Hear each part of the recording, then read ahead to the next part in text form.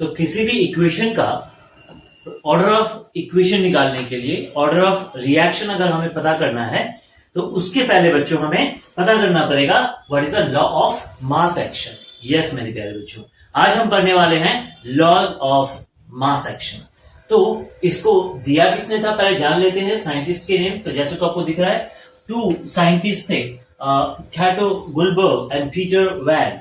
इन दोनों ने मिलके इन द ईयर 1864 को क्या दिया था, ये लॉज ऑफ मास एक्शन दिया था, जो कि हम क्लास 11 में भी ऑलरेडी पढ़ चुके हैं। फिर भी एक बार रिपीट कर दे रहा हूं क्या होता है। According to this law, as you see, the rate of chemical reaction is directly proportional to the product of the reactant of the active mass value. कैसे होगा देख लो, समझ लेते हैं इसके। मान लो हमारे पास अगर एक इक्वेशन है, तो लेट द इक्वेशन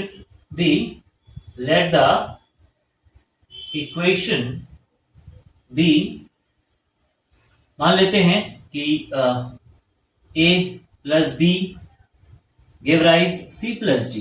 तो ये एक इक्वेशन है, तो या ये केमिकल रिएक्शन हो रहा है, ए बी सी डी एक केमिकल रिएक्शन हो रहा है, राइट। तो इस केमिकल रिएक्शन जो किस रेट से हो रहा है, राइट, किस रेट से, मतलब कितनी जल्दी हो रहा है या कितना धीमा हो रहा है, कौन रेट से हो रहा है, वो रेट का पता कैसे चलेगा।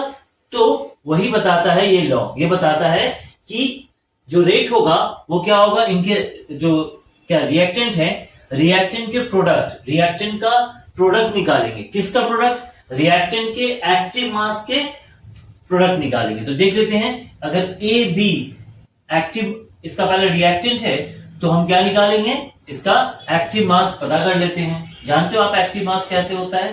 एक्टिव मास ऑलरेडी हम जान चुके हैं, एक्टिव मास ऑफ ए क्या होगा, एक्टिव मास ऑफ ए क्या होगा बताइए, ब्रैकेट में, ऐसे ब्रैकेट में देके लिखोगे। इसी तरह से same active mass of reactant B, active mass of reactant B क्या होगा, बी, ब्रैकेट में देके बी लिखेंगे। तो ये दोनों क्या हो गए, एक्टिव मास। अब इसका जो प्रोडक्ट होगा उसके डायरेक्टली प्रोपोर्शनल होगा रेट ऑफ रिएक्शन, यानी इन दोनों को जब हम मल्टीप्लाई करेंगे ये दोनों क्या हो गए, एक्टिव मास, राइट। तो देखिए लिखा हुआ है ना यहाँ पे, according to this law the rate of chemical reaction, ABCD chemical reaction है, तो इसका रेट ऑफ रिएक्शन ये कितनी जल्दी होगा या कितना धीमा होगा, रेट ऑफ रिएक्शन मान लीजिए वो आर है, इज डायरेक्टली प्रोपोर्शनल है किसके, product of the reactant of the active mass. तो एक्टिव मास क्या होंगे, ए और बी, इसका product active mass of A into active mass of B. Clear हुआ। देखिए यही बताता है कि ये किस दर से, ये रिएक्शन किस रेट से करेगा, वो किस पे डिपेंड करेगा, इनके एक्टिव मास, रिएक्टेंट के एक्टिव मास के प्रोडक्ट, यानी इन दोनों का वैल्यू मल्टीप्लाई करने से जितना बढ़ेगा रेट ऑफ रिएक्शन भी उतना ज्यादा होगा। वहीं पे दूसरी ओर अगर इसका प्रोडक्ट करने पे वैल्यू जितना कम होगा, लो होगा, उतना ही क्या होगा, रेट ऑफ रिएक्शन डिक्रीज करेगा। इसको आगे लिखेंगे, कैसे लिखेंगे, यहां समझ में आया। अकॉर्ड यहां से ये प्रोपोर्शनलिटी का साइन हट जाएगा, यहां पे के आएगा, constant, K is a constant into active mass of A, या फिर इसको इनटू हटा के हम एक्टिव मास ऑफ बी रख देते हैं। क्लियर हुआ। तो ये क्या कहलाता है, that is known as the rate equation. इसको क्या कहते हैं बच्चों, रेट इक्वेशन। क्या कहते हैं, rate law equation, rate law equation. ये बहुत ही बेसिक चीज है, इसे हमें जानना बहुत ही जरूरी है, रेट लॉ इक्वेशन। इसी के बेसिस पर हम किसी भी इक्वेशन का ऑर्डर निकाल सकते हैं, right, order of an equation निकाल सकते हैं। तो चलिए मैं एक एग्जांपल दूंगा जिससे आपको और भी क्लियर होगा कि rate of law of equation कैसे निकालते हैं एक गिवन इक्वेशन का। आइए देख लेते हैं। बच्चों आपने देखा था लॉ ऑफ मास एक्शन से हम लोग कैसे रेट लॉ इक्वेशन निकालते हैं। मान लीजिए ए बी सी डी जैसे दिख रहा है, A B, A plus B, दो रिएक्टेंट जब सी डी के साथ मिलते हैं तो क्या बनाता है, ये रेट रिएक्शन कहलाता है, राइट। अब इसी जो हमने सीखे हैं उसी के बेसिस पे अब हम निकालेंगे 3a plus 2b give rise 5c plus 4d। ये एक इक्वेशन है प्यारे बच्चों, इसका हमें क्या निकालना है, रेट। देखिए रेट लॉ इक्वेशन हमें पता करना है। तो आइए कैसे पता करेंगे। जैसे कि आप जानते हैं रेट लॉ इक्वेशन क्या होता है, एक्टिव मास ऑफ रिएक्टेंट। तो एक्टिव मास क्या होगा, ए का। चलिए देख लेते हैं। Rate law equation directly proportional to the product of their reactant, right. तो यहां पे एक चीज है, ये जो दिख रहा है आपको, ये क्या होता है बच्चों, ये जो है कोएफिशिएंट बोलते हैं इसको। क्या बोलते हैं, कोएफिशिएंट बोलते हैं, या फिर इसे नंबर ऑफ मोल भी कहते हैं। क्या कहते हैं, जब इस तरह का सिंपल, अगर आप कोई भी इक्वेशन है, क्योंकि यहां पे नहीं था, देखिए इसमें नंबर ऑफ मोल्स नहीं थे, इसीलिए यहां पे कुछ नहीं हुआ। लेकिन आपको यहां पे थोड़ी दिक्कत आएगी, तो वो मैं बता दे रहा हूं क्या करना है आपको। ये जो जब एक्टिव मास निकालेंगे तो ये जो है सिंपली आप यहां पे इसका पावर लिख दीजिएगा, यानी ये नंबर ऑफ मोल्स जो है या फिर कोएफिशिएंट जो है, राइट, कोएफिशिएंट क्या हो, इस एक्टिव मास का पावर हो जाएगा, राइट। प्लस, तो यहां पे फिर हो गया, ये वाला समझ में आया। फिर बी, तो एक्टिव मास ऑफ बी, इसका मोल कितना है, 2, राइट। मॉलिक्यूलरिटी हम लोग निकाल लेते हैं, तो ये कितना हो जाएगा, 2, राइट। समझ में आया।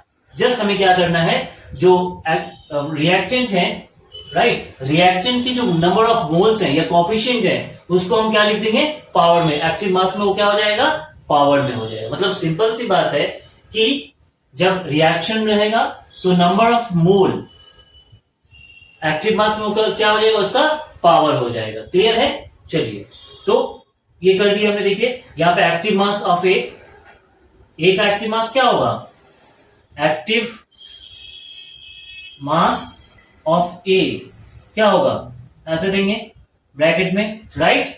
अब हमने क्या कहा कि ये घात जो है, सॉरी, ये जो कोएफिशिएंट है, ये जो नंबर ऑफ मोल्स है, ये क्या हो जाएगा, ये इसके ऊपर पावर हो जाएगा। अगर सिर्फ ए रहेगा तो आप इसके ऊपर कोई पावर नहीं देंगे, नंबर ऑफ मोल्स 1 है तो लिखने का जरूरत नहीं है। लेकिन यहां अगर 3a है, राइट, तो ये मोल जो है ये यहां पे इसका पावर हो जाएगा। 3 है तो 3, मान लीजिए यहां पे 5 है तो यहां 5 हो जाएगा, 2 है तो यहां पे क्या हो जाएगा, 2 हो जाएगा। क्लियर हो रहा है। तो जैसे हम दिख रहे हैं यहाँ पे ए का, यहाँ पे नंबर ऑफ मोल्स कितने, 3, तो वो उसका एक्टिव मास का पावर हो जाएगा। इसी तरह से एक्टिव मास ऑफ 2b, यहाँ पे 3 है लिख देते हैं, एक्टिव मास ऑफ 2b, अब तो आ गया।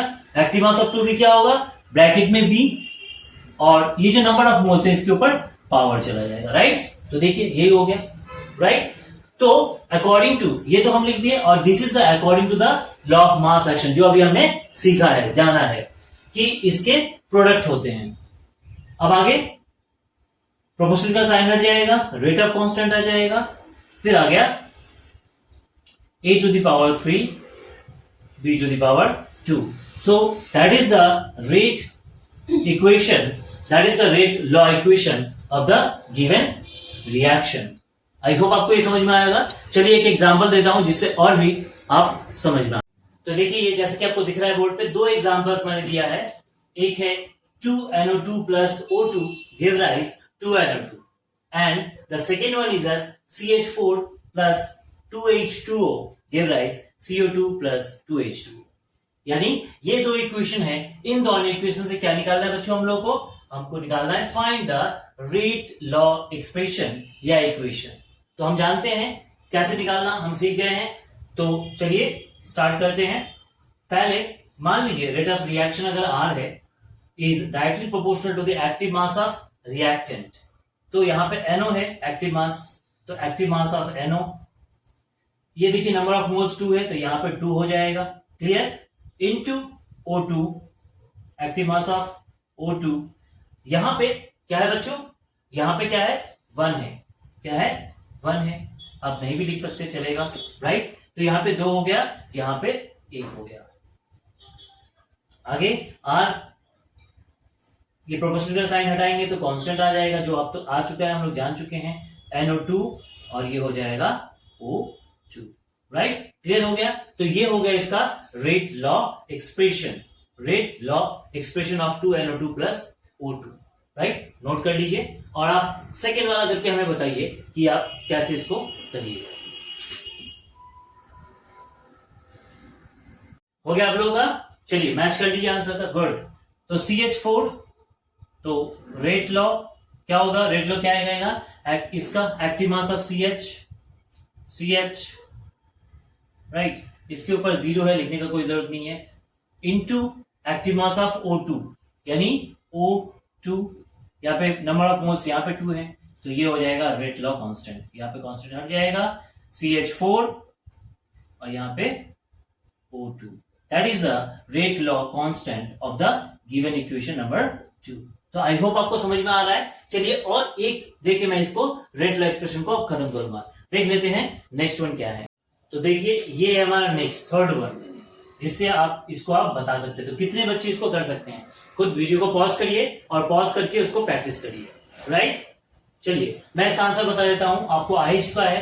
तो हम रेट लॉ इक्वेशन, अगर इस इक्वेशन का निकालेंगे तो क्या होगा, रेट लॉ ऑफ मास क्या होता है, directly proportional to the product of their active mass of the reactant. तो ये दोनों रिएक्टेंट है, राइट, तो इनका एक्टिव मास पहले निकालेंगे। अब एक्टिव मास ऑफ HBr क्या होगा, क्या होगा बच्चों, याद हो चुका है, active mass of HBr, bracket में लिख देंगे HBr और इसके मोल्स कितने हैं, यहाँ पे 4। तो मैंने कहा था ये मोल्स क्या हो जाते हैं ऊपर, यानी कॉफिशिएंट जो है, रिएक्टेंट का जो कॉफिशिएंट है वो इसका पावर हो जाता है, राइट, यहाँ पे 4 है तो 4 हो गया।